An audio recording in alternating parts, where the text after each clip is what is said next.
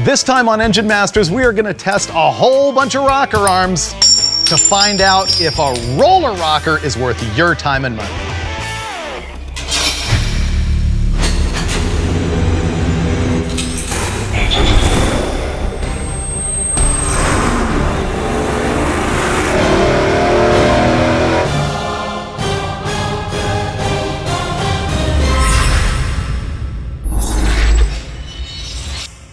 All right, this is Engine Masters presented by AMSOIL and the episode where we ask, is a roller rocker arm really worth it? Now the thing is, this is also the episode that you overhead cam guys are gonna hate because your engines don't have these. So maybe I should explain to you what they do. The rocker arm is basically a little implement of leverage that is the thing that opens and closes the valve. You start down here with the camshaft rotating, and then that translates lift through the tappet, through the push rod, right here into the rocker arm, which multiplies that lift, usually by a ratio of about 1.6 to 1.7 to 1, and opens and closes the valve. The thing is, there's a lot of aspects of the rocker arm that can affect performance, and that's what we're gonna find out here today. Now, the engine I chose to work with runs to 7,000 RPM, and the reason for that is if we're gonna see anything as far as improvements from frictional loss in any of these rocker arms, we're gonna see it at higher RPM. If we don't see any improvement at high RPM, you can pretty fairly conclude that it's not gonna have any effect on your engine that only runs, say, 5,800 or 6,000 or something like that. But the engine I chose is actually pretty wicked. It's a 372 cubic inch small block Chevy. It's got stuff like a single plane intake manifold, big AFR 195 heads. It does turn 7,000 RPM. So we're gonna find out what that kind of RPM does to all sorts of different rocker arms, starting off with that stock type stamped steel unit. We're gonna bolt these onto the engine, roll it into the dyno, fill it up with some AMSOIL, and fire it up.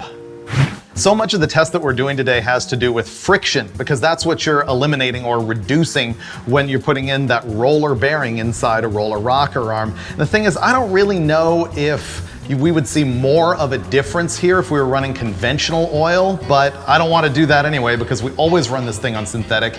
Today we're going to be putting in the AMSOIL Z-Rod 2050, and I'm really looking forward to it because with my clear valve cover, you can watch the oil slurp down into the engine. Okay, we're set for our baseline, the very first run with the scrub rockers. I think it's a little unusual to use a stamped steel rocker with a cam this big. I never have. Never seen it, right? This is my first time. One thing cool about these rockers is when I was assembling it, it was a 7/16 stud, and I thought, God, we may have a chance on this thing staying on. I put some poly locks on it, you know, got rid of the nut, jam nuts, and put some poly locks on it, but it's cool that it has a 7/16 stud. He's talking about the stud that the rocker arm goes on in a small block Chevy can either be 3/8 or 7/16 diameter, and obviously you'd rather have the 7/16 when you're dealing with this stuff because 3/8 flexes to the point of snapping off. Yeah, 7,000 RPM and this much cam. Yeah. But there are classes that call for a stamped steel rocker. Yeah, circle track stuff. I think that's why these Howard's stamped steel rockers exist. Probably why they exist. Even though these are aftermarket, I would say that what we're about to do test-wise here is the same as if a guy had just got the stock rocker arms off his engine, right? Yeah, absolutely. I mean, there's nothing unique about it other than it's just beefed up a little bit, which is cool. How about the size of the ball? The OD of the ball is the same size regardless of the ID of the hole for the stud, right? You know, I haven't measured the ball diameter. Right. You know, with the center hole is obviously bigger, and the stud is going to have, or the rocker is going to have a little wider slot. Yep. So it may very well be that it's got kind of a cup of a big block and the ball of a big block with the ratio and length of a small block. Right. Like I say, it's kind of a cool rocker. And they sell this in a 1.6 too, even though we got 1.5s on it now. Excellent. And the long slot's also a consideration if you've got a lot of lift, because you've got to make sure it doesn't bind up. Yep. Or that could be catastrophic. So those are going to win. We haven't been there yet, but we're about to see 7,000, so. Yep. You think this thing's ready to go? Yeah, it's perfect temp. Okay, we already have a tune-up in this thing, so this is just going to be 1 or 2 pulls for our baseline. Then we'll get to throwing some other junk at it.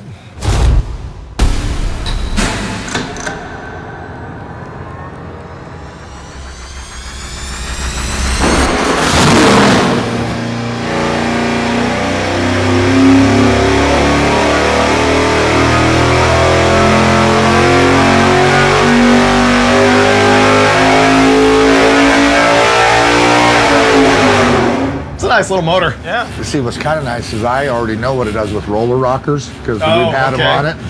He always cheats. I know. I won't reveal that, but this is pretty good. Yeah, it is actually, good. it's pretty good. Yep. I mean, we got a 500 horsepower 372 with stamped steel rockers. So we just made 470.3 pound-feet of torque at a big 5,000 RPM, and way up here at 6,600, it made 508.8 horsepower, and it's a beautiful thing. That's all we need to know. We're gonna go in there and throw on the roller tip. Well, that was pretty cool, but I know what you're thinking. Where did he get those transparent valve covers? Yeah, those are pretty cool. They're made by a company that's called Clearview Concepts, and I bought them through Classic Industries, and I know you need a set. Actually, you're gonna find ours leaking everywhere because we had to double stack the gaskets on them, so if you buy them, I recommend buying thicker gaskets than what the company actually recommends. Next, we're gonna talk about the 6 ways that rocker arms can affect power. Number 1 by far is the rocker ratio. In other words, how much they amplify the lift at the cam to the lift at the valve. For example, the stock Chevy is 1.5 to 1 ratio. Aftermarket frequently has a 1.6 to 1 ratio, which actually small block Fords have that stock. So think of it this way. If you have 500 thousandths lift at the camshaft and multiply that by 1.5 to 1, that means you have 750 thousandths lift at the valve. If you multiply it by 1.6 to 1, you have 800 thousandths lift at the valve. That's a big difference and it contributes to airflow. Number 2, friction. Think of this, at 7,000 RPM in a 4-stroke engine, this rocker arm has to open and close the valve 58 times per second. And with the camshaft lift we're running today, that means the tip of the rocker arm is moving at almost 5 feet per second. You would think that would add up to a lot of friction, especially on the stock rocker arm with this kind of ball. And so you'll see a lot of advertising that says that the roller trunnion in a roller rocker will eliminate that friction and therefore make more power. Number 3. Flexibility of the rocker arm itself. If you have a flimsy rocker arm and a lot of valve spring pressure, it can actually bend the rocker dynamically while the engine is running, which reduces lift at the valve, which ends up costing you power. The same is true of number 4, which is stability of the way the rocker arm is mounted. On a small block Chevy, typically it's on a stud like this. This is a 7/16 inch stud. This is a 3/8. 3/8 is flimsier. 7/16 is stronger. There's also ways to convert these to a shaft rocker and other ways to just stabilize the rocker itself, because if these start to bend and lose control, you lose power. Number 5 is weight or inertia. If the pivoting part of the rocker arm is really heavy, that is part of what the valve spring needs to control, and if it's heavy, it can end up leading to stability problems, in other words, floating the valves, and that can cost power. And of course, number 6 is straight up reliability. And that's a big deal with rocker arms. If one fails on you, obviously you've got a dead cylinder. Here's the first rocker arm that we just tested. And we were pretty impressed with it because while it looks like a bone stock Chevy stamped steel rocker arm, it has some significant upgrades from Howard's cams. First of all, it uses the larger than stock 7/16 inch stud. That means it's got more valve train stability than the flimsier 3/8 stud, and we think that helped it a lot in this particular application. Now, in order to be able to survive with a camshaft like we're running today with a lot of lift, it's also been modified with a longer slot here at the bottom so that the stud doesn't end up limiting the travel of the rocker arm. So these are $110, and I would say a pretty good deal and super, super simple. Those are from Howard's cams. Now let's talk about the next 3 that we're gonna test, which all fall into the category of roller rockers. This particular one would be the poor man's roller rocker because it only has a roller tip. It does not have a roller trunnion. It uses the ball in it just like a stock rocker arm. Also, I shopped around a lot and I could not find a roller tip only rocker arm that used that big 7/16 inch stud, so this one takes the tiny 3/8. I got a trick, super strong 3/8 stud from ARP to do my best to try and stabilize the valve train. We'll see what happens. Now, it's really important for me to point out that this part right here looks a lot like something that you can buy from comp cams. However, it's not. This thing is advertised at 1.5 to 1 ratio, whereas comps are 1.52, and that's why I thought this would be a more realistic comparison with the other stuff we've got going. However, this thing is cheap. I might have made a mistake there. Next up is the full roller rocker arm, which means it has a roller on the tip and a roller here at the pivot, or trunnion. Now, when shopping for this thing, I really wanted something that was a good value. This is $257. However, I wanted to make sure that I did not get a cheap import knockoff, because from experience, I can tell you those break, and when they do, the little needle bearings go all through your engine and turn it to trash. This Scorpion is made in USA. Other good quality made in USA rocker arms will come from companies like Comp Cams, Crane Cams, stuff like that, and they are more expensive. I've never used these Scorpions before, so we'll find out how the reliability is, at least here on the dyno. Now, this one is 1.5-to-1 ratio. The last rocker arm that we will test is also a Scorpion. It's exactly the same, but it's a 1.6 ratio for more valve lift. So, next up, we're gonna burn through all three of those rocker arms on the engine and find out which one is best and which is worst.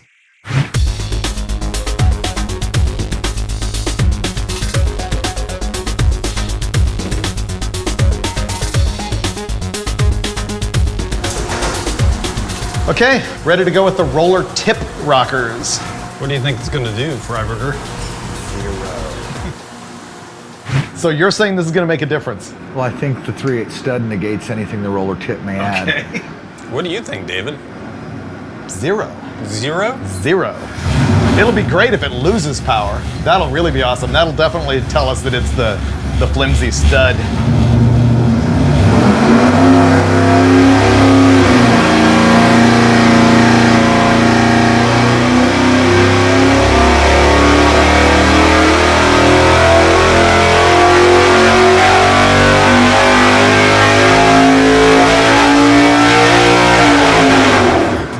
They worked. Yes. I wanted to see one break and fly through the clear valve cover. Somewhat adequately, but I think... Let's look. Wow. Oh, boom. Yeah. So the red line shows us that the stock stamped steel rocker arm actually made more power from 5,000 RPM on up, and our theory is that that's because that smaller stud is flopping around. I would almost bet, because, you know, down here it's not, but with that more and more engine speed, it just gets worse, and I think there's just a ton of deflection. That's all stud. Yeah, but the thing is, I think it's still a fair test on the roller tip, because you can't buy it for a 7/16 stud, at least that I found, and so that's what you put up with. Yep. And I think this tells you, though, that even if you have a 300 horsepower 350, that rocker arm's not doing anything for you. I agree. The only point, though, is I noticed that, like, Comp Cam sells these, and in their advertisement, they don't say it makes power. They say that it improves valve stem tip wear. And that's certainly a possibility. There's no rubbing. But now, let's throw the roller rockers on, and Let's go to the real ones. Yeah. ready? Yeah.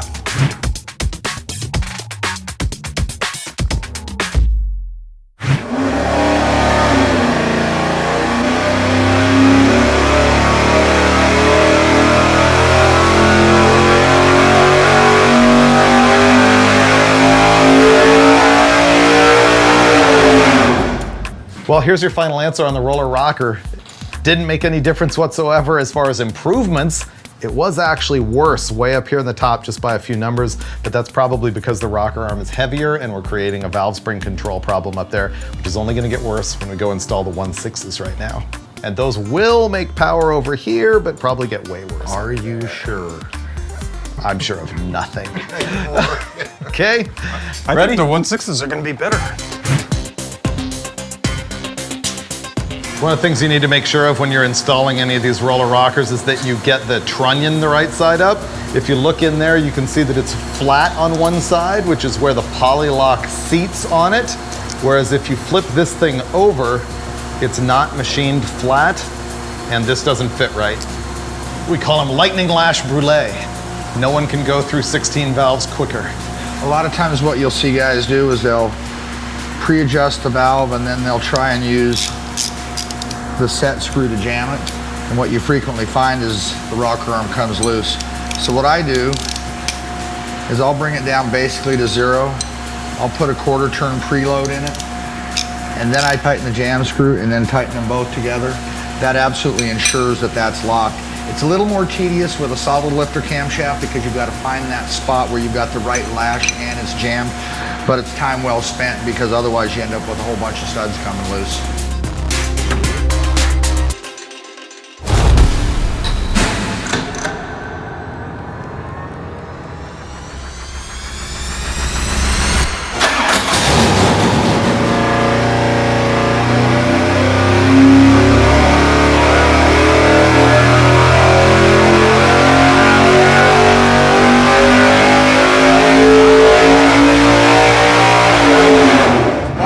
If I wasn't a fan then, I am now. You are. That was significant. Yeah. That Wow. was really good.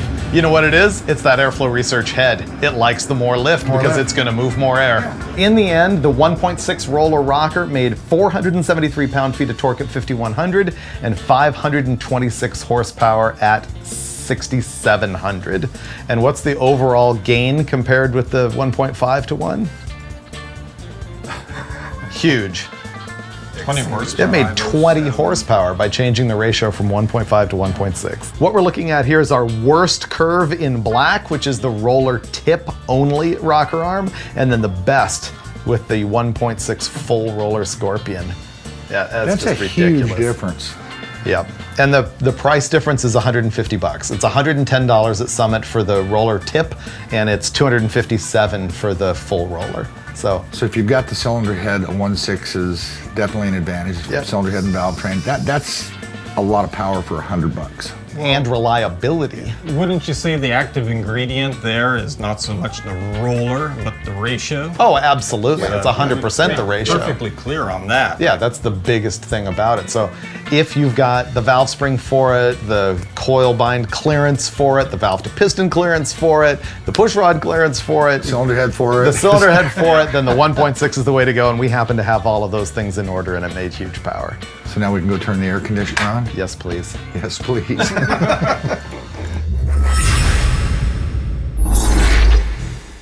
Okay, we're gonna talk about how to apply this to your life and your engine, but first, I wanna verify that we did check the rocker ratio on all of these. Sometimes an OE rocker can have less lift than intended because the ratio is actually 1.4 to 1 instead of like 1.5 to 1, but we did verify them all.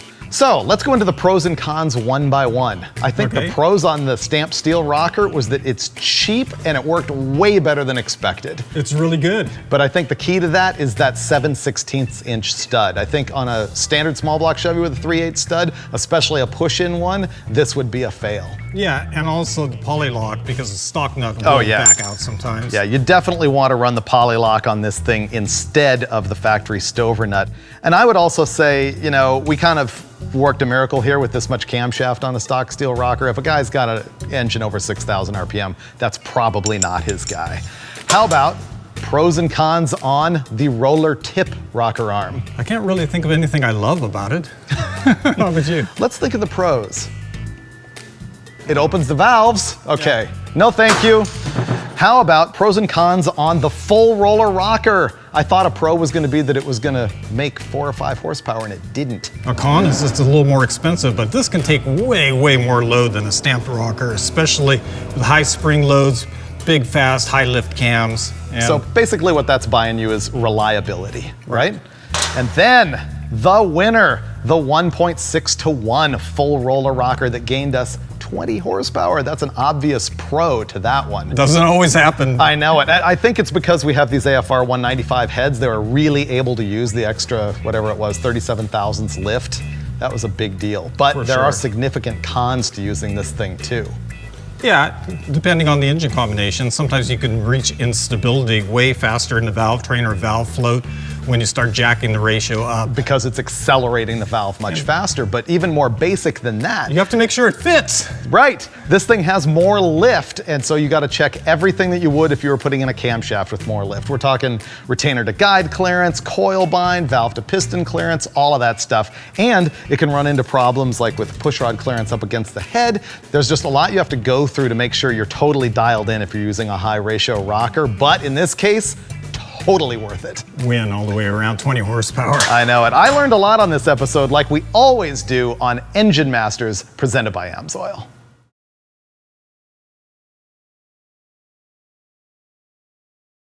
I would love to see one of these break off and shoot through the plastic valve cover. That would ruin the just valve be cover. best. It's worth the $400 valve cover and the $8,000 small block. That's not my small block.